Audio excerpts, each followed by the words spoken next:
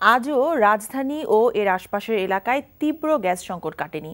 যদিও রাজধানীতে গ্যাস বিতরণকারী প্রতিষ্ঠান তিতাস কর্তৃপক্ষ আজ থেকে সংকট কেটে যাবার আশ্বাস দিয়েছিল।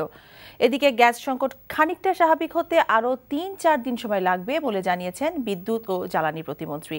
পাশাপাশি আবাসিক খাতে সিলিন্ডার গ্যাস ব্যবহারেরও পরামর্শ তাঁর। রিপোর্ট করছেন রকুনউদ্দিন।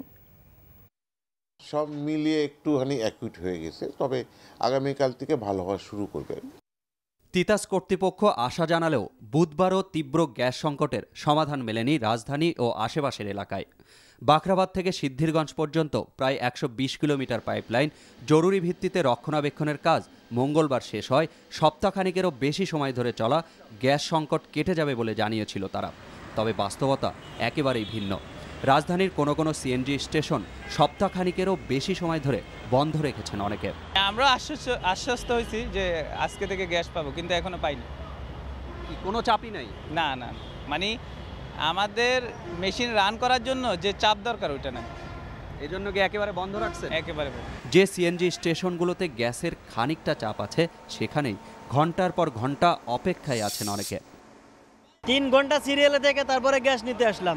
আগে গ্যাস উঠতো 450 টাকা, 480 টাকা ভালো প্রেশার থাকলে পড়া। আর এখন যে প্রেশার তো গ্যাসই নাই। আমার এখন ঢুকছে 160 টাকার নাগাল গ্যাস ঢুকছে মাত্র। আর ঢাকা বিশ্ববিদ্যালয়ে নবায়নযোগ্য জ্বালানি নিয়ে সেমিনার ও প্রদর্শনীতে এসে বিদ্যুৎ প্রতিমন্ত্রী বলেন, গ্যাস সংকট সমাধানে আরও ৩-৪ দিন সময় লাগবে।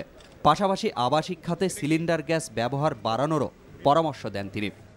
৩-৪ দিন লাগবে আমাদের এই বাখরাবাদের এই পাইপটা পরিষ্কার হয়ে গেছে, এটা প্রেশারটা নর্মাল হতে। আমার মনে হয় যারা পাইপলাইন নিচ্ছেন তাদের এই সমস্যাটা সাময়িক, তারা কয়েকদিনের মধ্যে ভালো হবে। যে পরিবর্তনটা আসছে সেই পরিবর্তনটা কাজে লাগানো। এলপিজি আমাদের সাশ্রয়ী মূল্য কীভাবে করা যায় সেটার পরিকল্পনা আমরা নিচ্ছি। সকলের জন্য যাতে এলপিজিটা সাশ্রয়ী হয় সেটার ব্যবস্থা নিচ্ছি। তো আগামী 3 বছরে আমরা চাচ্ছি সারা বাংলাদেশের 70% আবাসিক খাতে যেন এলপিজি ব্যবহার করা হয়। আর শীতকালে গ্যাসের পাইপলাইন সংকুচিত হয়ে যায়, চাপও কমে যায়।